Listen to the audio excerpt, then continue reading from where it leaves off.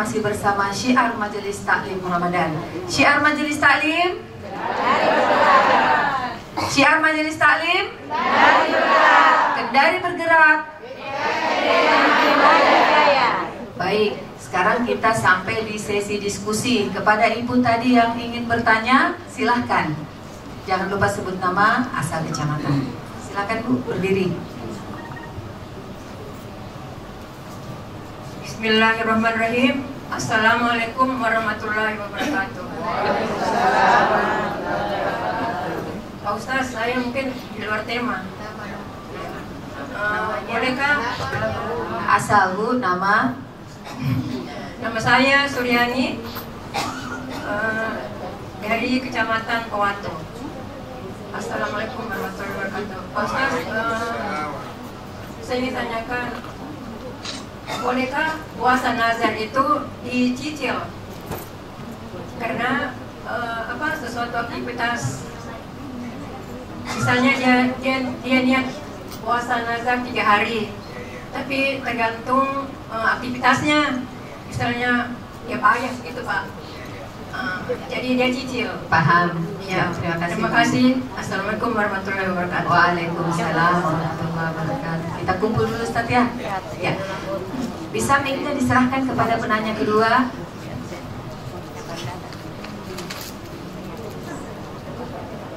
Di depan. Jangan lupa nama. Silakan Bu. Berdiri boleh Bu. Bismillahirrahmanirrahim. Assalamualaikum warahmatullahi wabarakatuh. Terima kasih waktu yang diberikan kepada saya. Nama saya Nurlianti dari BKMT Kecamatan Powato. Pertanyaan saya kepada Ustaz, mungkin tadi saya dengar itu masalah zikir dan berdoa. Karena kebanyakan ini kita misalnya sholat berjamaah di masjid, kadang baru selesai sholat, kebanyakan yang berdiri meninggalkan sholat karena katanya itu berdoa dan berzikir tidak penting. Banyak yang berarti gitu. Bagaimana hukumnya itu Pak Ustaz? Terima kasih. Pertanyaan dari saya. Assalamualaikum warahmatullahi wabarakatuh. Waalaikumsalam warahmatullahi wabarakatuh. Ya. Selanjutnya Haja Yumi, silahkan. Iya. Ya. Oh iya.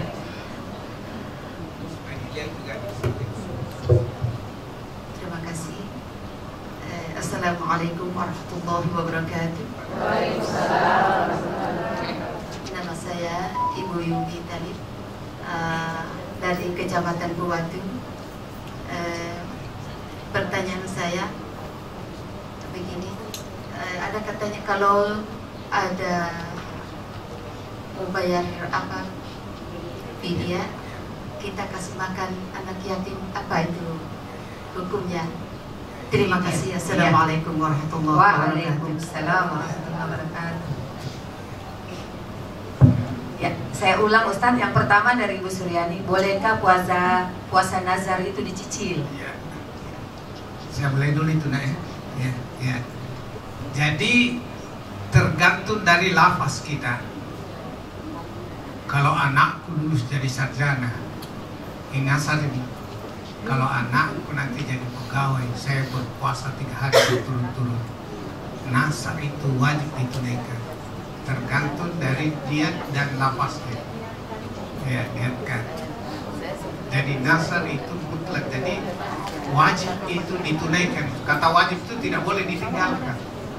Berarti kalau Ustaz ya cuma dia jeda-jeda begitu, dia gugur nih sendiri. Apanya? Makanya ini hari dia cuma bisa ini hari, besok dia langkai, besok lagi. Itu bagaimana? Jadi tidak bisa kalau namanya nasar dan sudah diungkapkan 3 hari berturut-turut baru ya tidak. Jadi Gugur yang 1 hari tadi. Jadi justru itu kalau kita bernasar kita hati-hati. Jadi ibu sekalian, kalau kita bernasar berhati-hati sekali. Kan biasa itu terjadi seperti itu. Ya kalau anakku ini melahirkan cucu pertama, dan dia dalam keadaan selamat, saya berpuasa. Ya boleh 1 hari, boleh 3 hari, karena tidak mengatakan 3 hari, apalagi berturut-turut saya berpuasa. Itu boleh. Itu intinya Ibu sekalian. Kira-kira. Jadi itu intinya, jangan kita lepaskan karena dari hati ke mulut. Wah. Jadi kalau kita sudah lepaskan dengan ada ketentuan waktunya, itu nazar harus ditunaikan. Wajib. Hukumnya jadi wajib, Ustaz ya. Jadi wajib. Iya, baik. Saya kira itu sederhananya. Kalau ada waktunya nanti kita diskusi lebih panjang. Kenapa begitu? Ya. Ustaz, bagaimana dengan Ibu Nurlianti? Ya. Zikir dan berdoa. Kadang setelah sholat berjamaah ada orang yang langsung meninggalkan tempatnya karena mereka menganggap zikir dan berdoa itu tidak penting. Bagus. Ya. Doa, zikir, ibadah. Ad-du'a'u mukhul ibadah. Doa itu adalah otaknya ibadah. Bagaimana kalau manusia tidak berotak? Nantinya gila dan sebagainya, aspala sapi lebih rendah daripada binatang. Ya. Kedua, zikir dan berdoa itu karena jangan sampai di dalam salat kita itu pernah. Karena jangankan ibu sekalian, yang saya muliakan pada sore hari ini, jangankan kita di luar salat digoda setan, di dalam salat pun kita digoda oleh setan. Saya memantah diri ibu aja. Sementara imam, Iyyaka na'budu wa iyyaka nasta'in. Wah, ini bapaknya di rumah apa sudah pulang atau tidak? Berarti itu di dalam salat digoda oleh setan itu sekarang. Beralih kita punya pikiran. Atau siratal ladzina an'amta 'alaihim ghairil maghdubi 'alaihim waladdallin.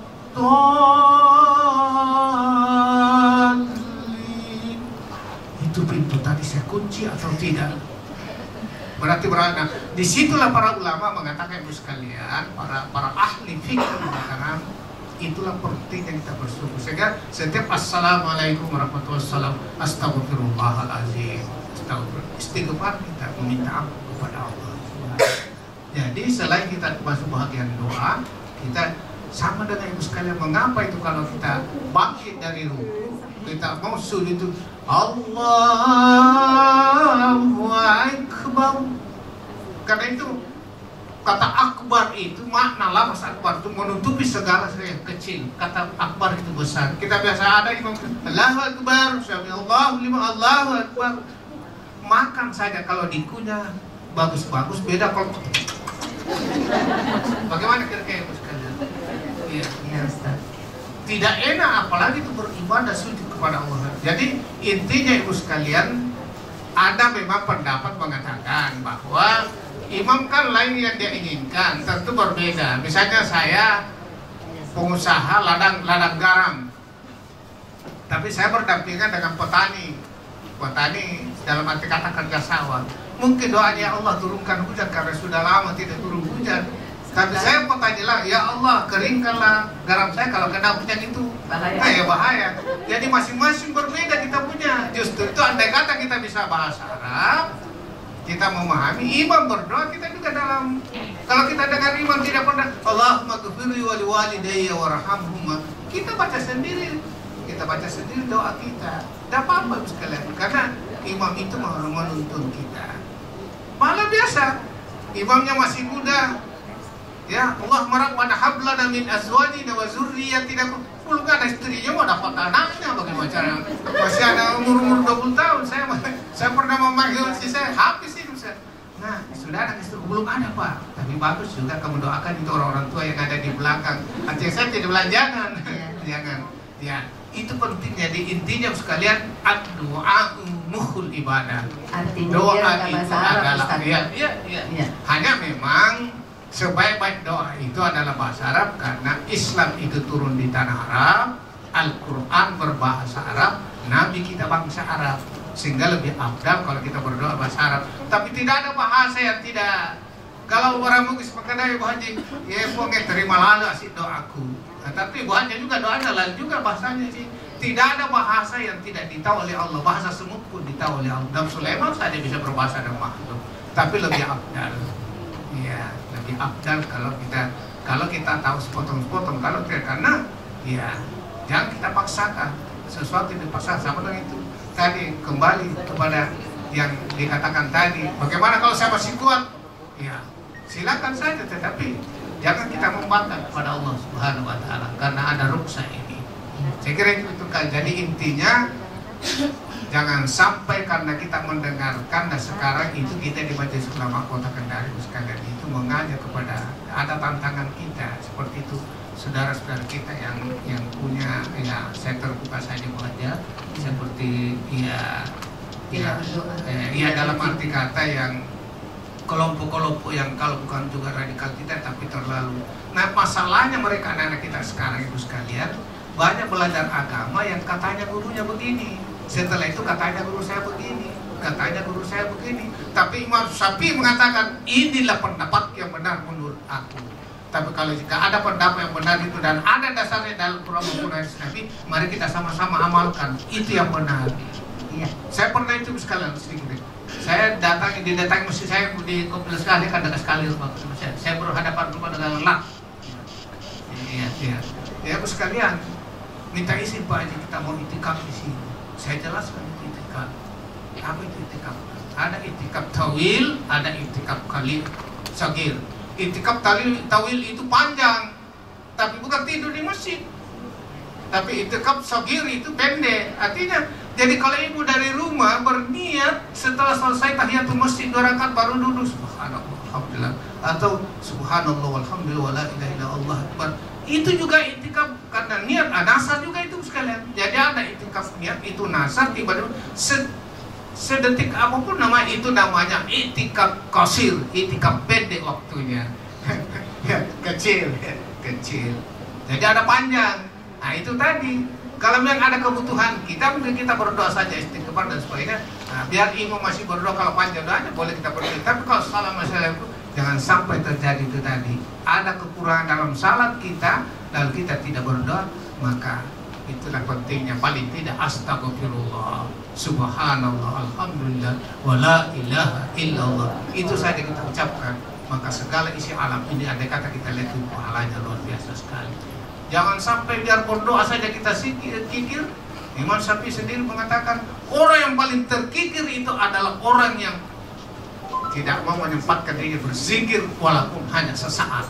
Nah, coba itu walaupun hanya berdoa, karena itu tadi dasarnya ad-du'a muhul ibadah. Doa itu adalah otaknya ibadah. Ada juga itu Ustaz, doa itu senjatanya orang muslim. Terus Ustaz pernah juga baca bahwa setelah orang sholat itu rahmat itu turun, jadi dianjurkan untuk berzikir. Iya, itu salah satu di antaranya, di antara semua itu. Baik, pertanyaan ketiga Ustaz, itu fidyah apa? Fidyah itu apa Ustaz? Mungkin begitu begini ya. Oh iya, jadi terus Ustaz, pertanyaan kedua dari saya, bagaimana kalau kita tidak manfaatkan rukso itu dalam perjalanan? Apakah kita ini termasuk lalai? Karena pertimbangannya adalah susah mengganti dan artinya kita masih mampu untuk berpuasa dalam perjalanan. Ya, jadi gimana, Ustaz? Terima kasih banyak. Jadi saya terakhir dulu. Jadi intinya Ibu sekalian itu kata ruksa itu keringanan. Kalau kita tidak lakukan termasuk membangkang. Tetapi kalau kita meyakini bahwa kita masih mampu fisik untuk berpuasa, silakan. Karena misalnya, nah, biasa itu ya, misalnya kita perlu ternyata tidak kalau bahasanya itu tidak mengganggu fisik kesehatan saya, sehingga saya tetap bisa lakukan. Tapi walaupun itu sekalian sudah ada ruksa, kita akan bisa mengganti di waktu yang lain. Itu intinya. Dan disitulah kehebatannya Islam.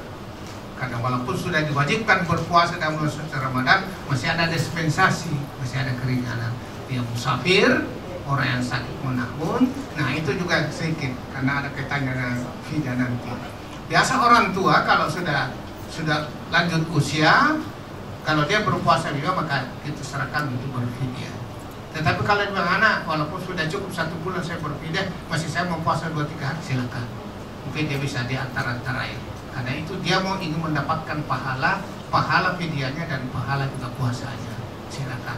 Jadi itulah dalam hadis tadi, dalam ayat tadi itu di surah Al-Baqarah 185 nanti kita buka saja artinya. Yassir wala tu'assir. Mudahkan, jangan persulit. Kalau sudah dimudahkan ternyata dia merasa tidak sulit, kenapa dia tidak mau berpuasa? Silakan saja. Itu saja intinya. Karena agama Islam adalah agama yang sangat hati-hati sekali dalam itu. Ya, apalagi tadi ini. Ya, jadi fidyah itu Ibu sekalian itu ketentuannya kalau saya lihat fidyahnya itu dalam beberapa kitab yang saya baca itu 2/3 kilo. Ya, jadi bisa untuk satu hari. Ya, kalau dalam satu bulan itu kita membayar sekitar 27, sekian ya liter kalau saya cara mengukur itu Ibu sekalian. Ya, jadi boleh kita berfidyah, boleh. Nah, kalau misalnya Ibu sekalian mengatakan fidyah itu dikemanakan, ya, biasanya ada orang-orang yang tidak mampu di sekitar kita. Karena Ibu sekalian, jangan kita melanggar buana jauh sementara ada dekat kita yang wa ansir aziratakal akrabin. Mulailah orang yang terdekat. Kalau tetangga dia tahu bahwa kita kasih itu ke sana sementara ada di sini, pasti tidak enak. Tapi kalau mudah-mudahan saya panjang itu orang baik sekali itu diucapkan kita itu doanya diijabah. Karena Ibu sekalian, doanya orang-orang yang merasa teraniaya itu diijabah oleh Allah Subhanahu wa taala. Itulah Nabi pernah suatu ketika itu sekalian karena katanya dan tidak tadi pulang dari pasar suatu ketika, karena itu tetangga bertanya, ya Rasulullah masa tak malah Nabi menyampaikan begitu. Setelah tiba di masa itu, lalu dia tanya, ya Aisyah ja'atuni, wahai Adinda, Aisyah datang dulu sebentar. Setelah itu, apa kamu sudah bawakan ke tetangga sebelah bagian ini, walaupun hanya airnya? Saya tidak mau cicipi sebelum, ya, walaupun saya tidak cicipi walaupun barangnya ini kalau kamu tidak antarkan kepada tetangga. Justru itu hati-hati Ibu sekalian. Karena kalau biasa itu kita ambil tetangga, menurut saja buatnya sekarang sudah dinding itu pagar itu biasa sudah tinggi juga. Jangan sampai ada anak kita keluar dari rumah, oh ini jarang dulu ini dia perlu dibeli ke bapakku ya. Sekarang ngomong, kalau anak kita kan anak-anak. Lalu anaknya itu tetangga tidak pernah makan durian dia kasih begini. Ya Allah, justru itu kalau boleh jangan keluar dulu, selesaikan karena itu dimaksud. Kan biasa Ibu tidak disadari itu seperti itu. Tidak disadari seperti itu. Jadi kaitannya dengan fidyah itu tadi. Nah, jadi boleh kita berfidyah, boleh juga kalau besar. Tapi kalau sudah fidyah hanya karena dia ingin memperbanyak pahala, terutama di dalam bulan suci Ramadan ini. Silakan saya. Malah Ustaz, teman saya di Riyadh itu kalau bakar ikan, dia bakar dupa. Takut bau ikannya menyeberang. Iya, sempat dirasakan di sebelah. Iya, jadi dia bakar dupa untuk menandingi baunya ikan. Iya, sudah itu maksudnya tadi itu sekalian. Apalagi kalau ikan asin kita goreng, masya Allah. Nah anginnya juga rumah tetangga sebelah barat, baru anginnya dari timur Ibu Haja, wah pasti dia seperti itu. Jadi, wah jadi campur dengan. Jadi Ibu sekalian, tergantung mengapa Ibu sekalian ya nanti dia utamakan ada sempat singgungan anak tadi sedikit. Di yaumul kiamat nanti kan pintu surga itu ada ya Suratul Ma'wa, Suratul Firdaus, ada 8 pintu. Ada satu pintu yang dihususkan pintu PIP. Di dunia saja kan ada kamar PIP, ada kursi PIP. Ya. Lalu itu orang itu kaget. Kenapa saya mau dikasih masuk sini? Andalah termasuk orang yang hati-hati dalam hidupnya. Itu tadi salah satu di antaranya itu. Hati-hati. Iya, hati-hati. Jadi orang yang hati-hati dalam hidup terutama soal ibadah, itulah orang yang kaget nanti di yaumul kiamat nanti. Atau pernah dia memberikan sesuatu yang dia sudah lupa. Udkhulu bisilmi kafah. Kita lihat itu di dalam surah Al-Fajr. Saya temanku kok lewat di sana, saya di sini. Anda punya fasilitas sendiri. Coba bayangkan luar biasanya itu sekali. Ya. Saya kira itu. Iya Ustaz. Ya. Terima kasih. Baik pemirsa Sultra TV di mana saja Anda berada, jangan kemana-mana, nantikan kami setelah yang satu ini.